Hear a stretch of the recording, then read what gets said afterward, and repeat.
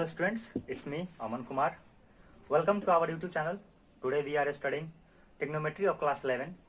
आज हम लोग समझेंगे इसके बेसिक कॉन्सेप्ट को और कुछ डेरिवेशंस को कि कैसे उस फार्मूला जो भी फार्मूला इसके रिलेटेड होगा वो कैसे डिराइव हुआ होगा।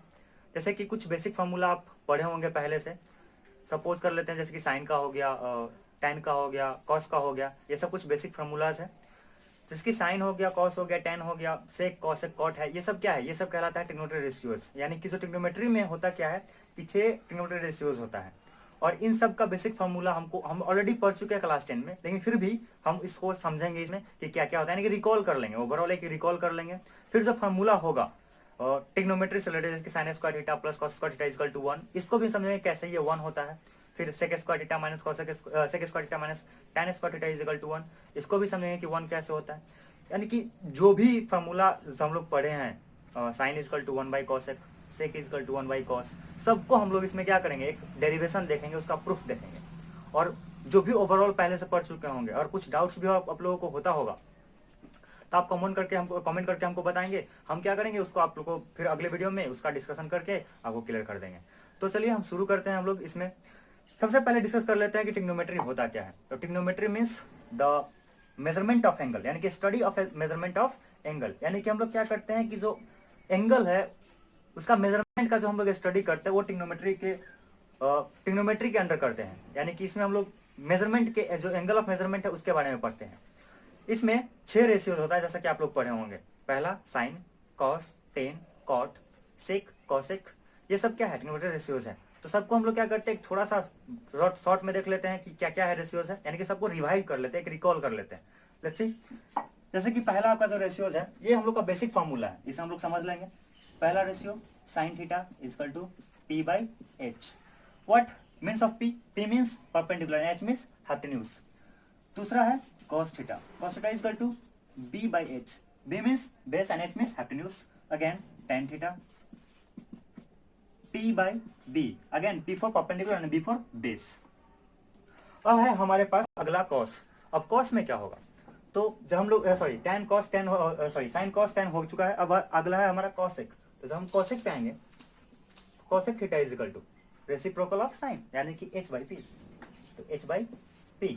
अब आगे cos का उल्टा लिख लेते हैं हम लोग, तो cos का उल्टा हो जाएगा sec, तो sec theta is equal to just इसका अपोजिट, यानी कि h बाई b। और फिर tan है तो tan का उल्टा क्या हो जाएगा, cot, यानी कि cot का क्या आ जाएगा, cot is equal to, similarly आप लोग देख कर बता सकते हैं, यहाँ से हो जाएगा b बाई p। ये हमारा जो 6 था ये ट्रिग्नोमेट्रिक रेशियो है। अब इस रेशियो में p है, b है, h है, इस सब को हम एक फिगर से समझ लेते हैं, राइट एंगल ट्राइंगल से, कि बेस किसको कहेंगे, परपेंडिकुलर किसको कहेंगे और हाइपोटेन्यूज किसको कहेंगे। तो हम लोग एक राइट एंगल ट्राइंगल ड्रॉ कर लेते हैं। यहाँ से हम लोग ये भी पढ़ चुके हैं कि जो ट्रिग्नोमेट्री है वो राइट एंगल ट्राइंगल में होगा, यानी कि राइट एंगल ट्राइंगल के अंडर में ही हम लोग ट्रिग्नोमेट्री को स्टडी करते हैं। तो ये राइट एंगल ट्राइंगल में हम लोग ट्रिग्नोमेट्री को पढ़ रहे हैं, यानी कि सपोज कर लेते हैं कि इसको एक नाम देते हैं ए, बी और ये सी। यहाँ पे आप देख रहे हैं कि यहाँ पे एंगल है theta theta theta theta theta theta, यानी कि सब में एंगल थीटा है। हम चाहे तो इसका नेमिंग चेंज कर सकते हैं, यानी कि थीटा को नहीं कुछ और रख सकते हैं, X Y Z A B C D, कुछ भी जो भी आपका अल्फाबेट मन है आप उसको पुट कर सकते हैं। लेकिन हाँ, जब भी वो पुट होगा तो हमेशा एंगल ही होगा। आप एक चीज और यहाँ पे नोट कर सकते हैं कि साइन और थीटा ये दोनों आपस में मल्टीप्लाई में नहीं है, वो दोनों एक साथ है। यानी कि कभी भी अगर कहीं पे ऐसा कुछ स्टेटमेंट दिया जाता है कि sine and theta are the product of each other, true and false, तो आपको हमेशा वहां पे फॉल्स लगाना है, क्योंकि साइन जब भी होगा तो अकेले कभी नहीं होगा, वो अपने साथ हमेशा एक थीटा को रखेगा, यानी कि हमेशा एक एंगल को रखेगा। तो वो प्रोडक्ट में नहीं है, वो ऑलरेडी उसके साथ रहेगा, उसका पार्ट है, इसलिए कभी ये प्रोडक्ट में नहीं होगा। ऐसा कहने से वो क्या हो जाएगा, वो फॉल्स हो जाएगा, यानी कि वो सही नहीं है। ये हमारा 6 जो था वो हम बता चुके हैं। अब हम इसमें समझ लेते हैं कि बेस, परपेंडिकुलर, हाइपोटेन्यूज कहाँ कहाँ है। राइट एंगल ट्राइंगल है ये, तो सपोज कर लेते हैं कि जो थीटा है वो सी पर है, यानी कि यहाँ पर थीटा है। तो अगर ये थीटा सी पर है तो इसमें 3 टर्म होगा हाइपोटेन्यूज में, ऐसा कि आप पढ़ चुके होंगे, परपेंडिकुलर, बेस, हाइपोटेन्यूज। तो परपेंडिकुलर कौन सा होगा, बेस कौन सा होगा, हाइपोटेन्यूज कौन सा होगा, इसी से हमको पता करना पड़ेगा, इस वाले से, यानी कि इस थीटा के अकॉर्डिंग। जैसे कि जिसको अगर हम मान लेते हैं कि अगर हम इसको सी यहाँ पर थीटा है तो इसको हम कंसिडर कर रहे हैं इस एंगल को, तो जैसे इसका अपोजिट वाला क्या होता है, परपेंडिकुलर, जैसा कि पढ़ चुके होंगे। तो ये क्या होगा, परपेंडिकुलर। यानी कि जो एंगल आप कंसीडर किए उसके जस्ट अपोजिट वाला साइड, ये क्या है, परपेंडिकुलर है। अब इसके अलावा परपेंडिकुलर को हम पहचान लिए, अब हमको क्या पहचाना है, हाइपोटेन्यूज पहचानना है। तो हाइपोटेन्यूज पहचानने के लिए क्या करेंगे हम लोग, देखेंगे कि राइट एंगल कहाँ पे है, तो राइट एंगल कहाँ पर है, बी वाले पे। तो राइट एंगल बी वाले पे, तो जस्ट अपोजिट ऑफ बी कौन सा साइड है, एसी है, तो ये क्या हो जाएगा, हाइपोटेन्यूज हो जाएगा। तो आप हाइपोटेन्यूज को और परपेंडिकुलर को पहचानना सीख गए हैं। अब आपके पास आता है एक लास्ट टर्म, वो है क्या, बेस। तो अगर ये परपेंडिकुलर है और ये हाइपोटेन्यूज है तो बेस कहाँ होगा, जो बचा हुआ साइड है, तो बचा हुआ साइड कौन सा है, बीसी है, तो ये हो जाएगा बी। ये तो था हमारा पहला एक फिगर, उसमें हम लोग ये पहचान लिए। अगर सपोज कर लेते इसी फिगर को रहने देख लेंगे, हम एंगल को चेंज कर देते हैं, यानी कि अब हमारा नेक्स्ट एंगल जो होगा वो कहाँ पे लाई करेगा, ए पे आ जाएगा। सपोज कर लेते हैं कि यहाँ पे थीटा हो गया, ए बी सी। अब जब एंगल ए पे आते हैं तो यहां से क्या होगा, जैसे हम लोग इस एंगल पे आए हैं तो हम अभी तुरंत आपको बताएं कि जो एंगल आप कंसीडर कर रहे हैं उसका जस्ट अपोजिट वाला जो साइड होगा वो क्या कहलाएगा, वो कहलाएगा परपेंडिकुलर। सिमिलरली यहां भी आप देखिए एंगल ए है, एंगल ए पे क्या है, थीटा है, just opposite of angle A कौन सा साइड है, बीसी साइड है, जो कि आप देख रहे हैं। तो जब ये बीसी साइड है तो ये क्या हो जाएगा, ये हो जाएगा आपका परपेंडिकुलर। बस सेम कॉन्सेप्ट है, कॉन्सेप्ट में कोई चेंजेस नहीं है, बस हम क्या किए, एंगल को चेंज कर दिया। यानी कि एंगल पहले सी पे था, अब एंगल कहाँ पे आ गया, थीटा पर आ चुका है। अब जब ये हो गया परपेंडिकुलर, फिर से आप हाइपोटेन्यूज को पहचानेंगे। तो हाइपोटेन्यूज कौन सा होगा, अपोजिट ऑफ 90 डिग्री। 90 डिग्री कहाँ पे है, बी पे है, यानी कि इसके जस्ट अपोजिट कौन सा है, एसी है, तो ये हो जाएगा हाइपोटेन्यूज एच। अब हाइपोटेन्यूज हो चुका है, परपेंडिकुलर हो चुका है, अब बच कौन सा गया, बेस बच गया, तो बेस आ जाएगा यहाँ पर। इस चीज को आप हमेशा अपने ध्यान में रखेंगे कि कहाँ पे कौन परपेंडिकुलर होगा। तो परपेंडिकुलर पहचानने के लिए, यानी कि जब भी कोई पूछता है आपसे कि परपेंडिकुलर कौन सा है, बेस कौन सा है, तो आप हमेशा ध्यान रखिएगा एक चीज कि उससे हमें क्वेश्चन पूछना है कि आप पहले बताइए कि आप थीटा कौन सा कंसिडर कर रहे हैं, यानी कहाँ पे आप एंगल कंसिडर कर रहे हैं, आप एंगल इसको कंसिडर कर रहे हैं या फिर आप एंगल इसको कंसिडर कर रहे हैं, यानी क्रॉस क्वेश्चन आपको करना है। उसके बाद हम बता पाएंगे कि कौन सा बेस है और कौन सा परपेंडिकुलर और कौन सा हाइपोटेन्यूज है। यानी कि बिना एंगल को ये बताना कि परपेंडिकुलर कौन है ये संभव नहीं है। यानी कि एंगल हमको पता होना चाहिए पहले से कि किस एंगल को हम कंसिडर कर रहे हैं। यानी कि जब भी आप कोई भी क्वेश्चन आप इसमें अगर बनाते हैं तो आपको एंगल पता होगा। जैसे कि साइन थीटा है तो थीटा आपको पता है यहाँ पे एंगल ए पे है, थीटा आपको पता है एंगल सी पे है। तो इससे आप पता कर पाएंगे कि कौन सा परपेंडिकुलर होगा, कौन सा बेस होगा और कौन सा हाइपोटेन्यूज होगा। ये हमारा बेसिक कॉन्सेप्ट है किसके बारे में, इस ट्रिग्नोमेट्रिक रेशियोज के बारे में। इसमें एक फार्मूला और लगता है, और वो फार्मूला क्या है, वो फार्मूला है पाइथागोरस थ्योरम, जिसके बारे में आप लोग पढ़ चुके हैं पहले से। पाइथागोरस थ्योरम में क्या है, तो पाइथागोरस थ्योरम में आप पढ़े होंगे square of hypotenuse is equal to sum of the square of the other two sides. Pythagoras theorem में क्या आएगा, square of hypotenuse is equal to square of perpendicular plus base square, यानी कि H square is equal to P square plus B square. यानी कि जो Pythagoras theorem है उसमें आप क्या समझ रहे हैं, उसमें आप ये समझ रहे होंगे कि जो हाइपोटेन्यूज होगा उसका स्क्वायर इक्वल होगा परपेंडिकुलर का स्क्वायर प्लस बेस का स्क्वायर। यहाँ पे हम लोग इसलिए समझ में आ चुका है। यानी कि आपको ये देखना है इसमें कि जो एक लॉन्गेस्ट साइड होगा वो लॉन्गेस्ट साइड कौन सा होगा, हाइपोटेन्यूज होगा। यानी कि ये वाला जो साइड है ये लॉन्गेस्ट है। जब ये लॉन्गेस्ट है तो हमेशा ये जो साइड है वो क्या है, कैसा होगा, वो स्क्वायर होगा किसके, इसके और इसको सम के। लेकिन सम होने से पहले ये क्या होगा, स्क्वायर के फॉर्म में रहेगा। यानी कि H square is equal to P square plus B square. ये हमारा था कुछ बेसिक कॉन्सेप्ट किसके बारे में, जस्ट ट्रिग्नोमेट्रिक रेशियोज के बारे में। अभी हम लोग इसी के हेल्प से कुछ फार्मूला को डिराइव करेंगे। यानी कि जो फार्मूला डिराइव होगा हम लोगों का, वो फार्मूला क्या क्या होगा, वो फार्मूला होगा जैसे कि sine square theta plus cos square theta और sec square theta minus ten square theta. तो इन सब फार्मूला को हम लोग डिराइव करेंगे अभी। जैसे कि अब मान लेते हैं कि पहला फार्मूला हमारे पास है, पहला कुछ भी है, सपोज साइन स्क्वायर। हम लोग इन सारे फार्मूला को रिकॉल कर रहे हैं। तो ये सब अगर आपको नहीं आता है, आप चाहते हैं कि सब आपके पास हो, तो नोट्स में आप सबको तैयार करते रहें ताकि आपको भी आसान हो आगे समझने में। आप एक बार रिकॉल कर लेंगे तो माइंड में आ जाएगा ये एक बार फिर से। हम लोग अब देख लेते हैं ये फार्मूला को। जैसे कि पहला फार्मूला है sine square theta plus cos square theta equal to 1। फिर इसी के हेल्प से हम लोग क्या करते हैं, दूसरा फार्मूला निकालते हैं कॉस का, फिर साइन का। कॉस का अगर निकालते हैं तो क्या होगा, cos square theta equal to 1 minus sine square theta. अगर साइन का निकालते हैं तो क्या हो जाएगा, sine square theta equal to 1 minus cos square theta. जरा इसको समझिए कैसे हुआ ये, cos sine square theta plus cos square theta equal to 1। इतना हो चुका है, हमको क्या करना है, इस कॉस का फॉर्मूला फाइंड करना। तो जब ये कॉस का फॉर्मूला फाइंड करना है तो इसको क्या करना पड़ेगा, इसको उठा करके हमको इधर लाना पड़ेगा, यानी कि इसको इस तरह भेजना पड़ेगा। तो जैसे ही हम उसको उस तरफ भेजेंगे तो एक साइन वहां पे अपेयर होगा और वो साइन क्या हो जाएगा, इसका जस्ट अपोजिट, यानी कि यहाँ पे जो साइन है इसके साथ वो कौन सा साइन है, प्लस का साइन। जैसे ही उधर जाएगा तो क्या हो जाएगा, माइनस का साइन हो जाएगा, यानी 1 minus sine square theta. Similarly अगर आप चाहते हैं कि साइन का फॉर्मूला फाइंड करें तो क्या हो जाएगा, sine square theta is equal to, जैसे ही उधर आएगा तो 1 माइनस कॉस स्क्वायर थीटा। तो ये फॉर्मूला हुआ, लेकिन ये फॉर्मूला तो हमको मिल गया, लेकिन हम जानना चाहते हैं कि ये जो फॉर्मूला है ये कैसे आ गया, यानी कि sine square theta plus cos square theta equal to 1 कैसे हुआ। इसको समझने के लिए हम लोग बस ड्राइव कर लेते हैं उस चीज को। अभी सिंपल बात है कि जो साइन होता है और जो कॉस होता है, साइन और कॉस का जो मतलब है फॉर्मूला से अभी हम लोग पढ़े हैं बेसिक फॉर्मूला से, वो क्या होता है, साइन का फॉर्मूला होता है p बाई एच और जो कॉस का फॉर्मूला होता है वो होता है b बाई एच। उसी के हेल्प से हम लोग इसको प्रूफ करेंगे। जैसे कि साइन स्क्वायर अगर लिखा हुआ है तो हम क्या करेंगे, साइन स्क्वायर अगर लिखा हुआ है तो साइन की जगह पे हम पुट कर लेंगे साइन स्क्वायर, और कॉस अगर वहां पे है तो उसकी जगह पुट कर लेंगे कॉस स्क्वायर।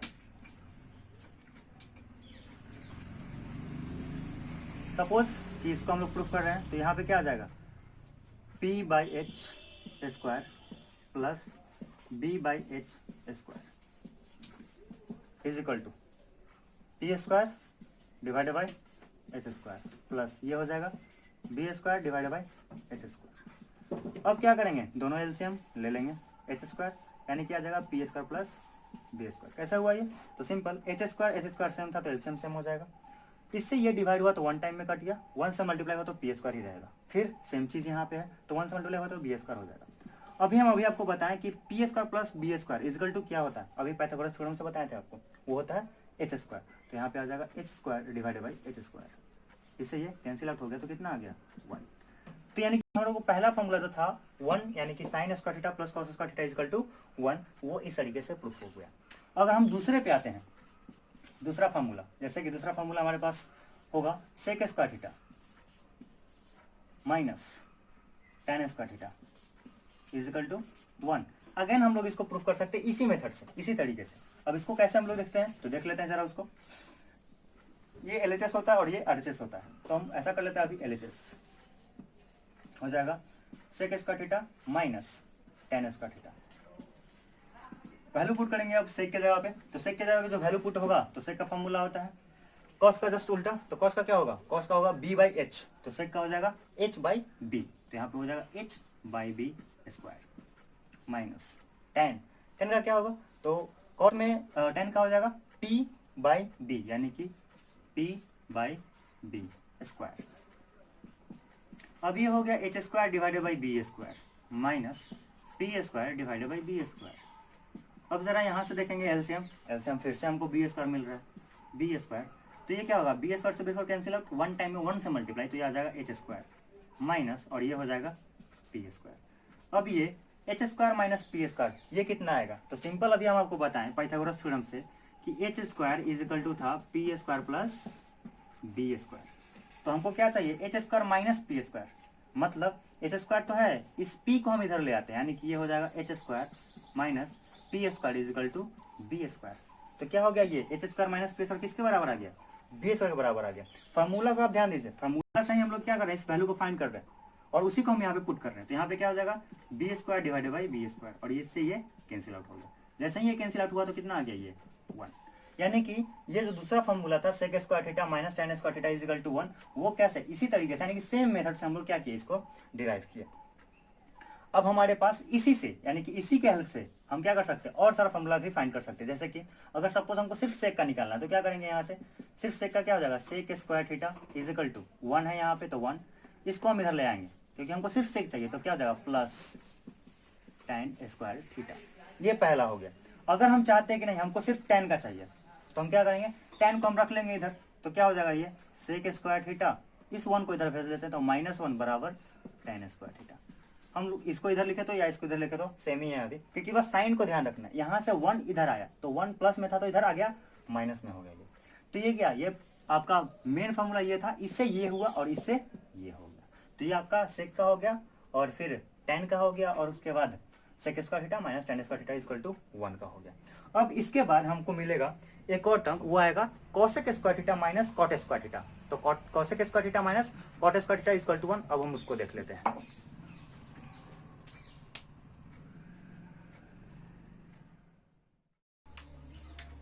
अब हम लोग इसको समझेंगे, इसमें है cosec square theta minus cot square theta is equal to 1।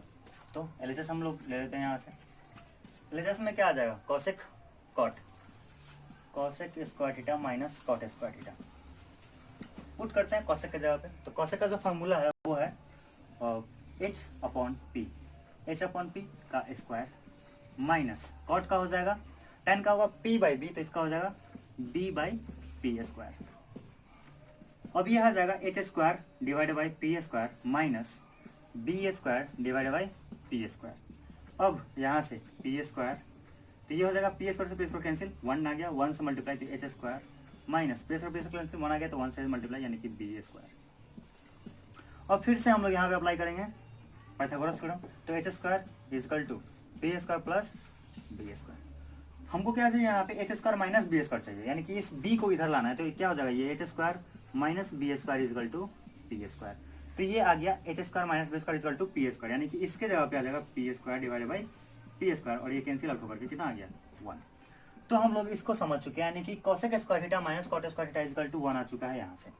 ये था हमारा 3 फार्मूला, 3 साइन से, sine square plus cos square theta से, फिर इक्वल टू 1, उसके बाद sec square theta minus sine square theta से, फिर उसके बाद cosec square theta minus cot square theta से। सबसे हम लोग 3 फार्मूला पढ़ेंगे, यानी कि उस वाले से तो 3 समझ चुके थे। इसमें क्या, इसमें ये हो चुका है, इससे हम लोग 3 फार्मूला देखेंगे। तो पहला ये हो चुका, अब दूसरा इसमें आ जाएगा, जिसका सपोज हमको कोसेक चाहिए। तो कोसेक चाहिए तो क्या करेंगे, कोसेक को रखेंगे और इसको हम इधर भेज लेंगे। तो क्या आ जाएगा, cosec square theta is equal to 1 plus cot square theta पहला, फिर उसके बाद अब कॉट चाहिए हमको, तो कॉट प्लस में है तो इस 1 को हम इधर भेज देंगे। तो क्या हो जाएगा, cosec square theta minus 1 is equal to cot square theta. ये हो चुका है कॉट का, और ये कोसेक का, और ये cosec square theta minus cot square theta is equal to 1 का।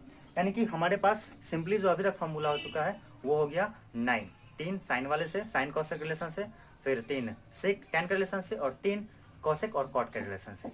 अब हम लोग देखेंगे मल्टीपल फॉर्मूला, ये था सम का और सब्ट्रैक्शन का। अगर मल्टीपल में आते हैं तो मल्टीपल में क्या होता है, मल्टीपल में हमारे पास अगेन 3 फार्मूला होगा। पहला sine theta into cosec theta is equal to 1, फिर उसके बाद दूसरा जो होगा हमारे पास वो होगा cos theta into sec theta is equal to 1, और जो तीसरा होगा वो होगा tan theta into cot theta is equal to 1। अब देखिए ये साइन इंटू कॉसेक, कोसेक है तो इसका कैसे 1 हो गया, तो ये 1 हो जाएगा। सिंपली यहाँ समझ लेते हैं हम लोग। साइन का क्या होगा, p by H into cosec का क्या होगा, h बाई पी, p से p कैंसिल, 1 से h से h कैंसिल हो कितना आ जाएगा सीधा 1, ये 1 हो गया। अब इसी से ये तो पहला फॉर्मूला डिराइव कैसे हुआ ये समझ लिया। अब इससे कैसे और फॉर्मूला आएगा, तो पहले देख लेते हैं साइन का। तो sine theta is equal to 1 by cosec theta पहला, दूसरा कॉस का, कोसेक का देख लेते हैं। तो cosec theta is equal to कितना हो जाएगा 1 बाई साइन थीटा, ये 2 हो गया। सिमिलरली यहाँ पर अब इसको हम लोग थोड़ा समझ लेते हैं कॉस का। तो कॉस का हो जाएगा b by H into sec का हो जाएगा h बाई डी, फिर से b से b कैंसिल, h से h कैंसिल, यानी कितना आ गया 1। तो जब 1 आ चुका है यानी कि फिर से ये फॉर्मूला डिराइव हो गया। अब हम फिर क्या करेंगे, कॉस का पता करना है। तो कॉस क्या हो जाएगा 1 बाई सेक थीटा, और सेक पता करना है तो क्या हो जाएगा sec theta is equal to 1 by cos theta. ये तो हो चुका। फिर से 10 में आते हैं, तो 10 का क्या होगा, फिर से p बाई बी और इंटू कॉट का b बाई पी, b से b, p से p कैंसिल, कितना आ गया सीधा 1। तो फिर से यहाँ पे 10 का हो जाएगा 1 बाई कॉट, और कॉट का कितना आ जाएगा 1 बाई टेन। तो ये हमारा ये फार्मूला हो चुका है। अब हमारे पास tan का रिलेशन साइन कॉस में होता है और कॉट का रिलेशन साइन कॉस में होता है। तो हम tan वाले को और साइन वाले को समझ लेते हैं। तो tan वाले और साइन वाले को समझने के लिए हम लोग क्या करेंगे, देख लीजिए। जैसे कि सपोज हमको tan का पता है formula, tan theta is equal to p by B.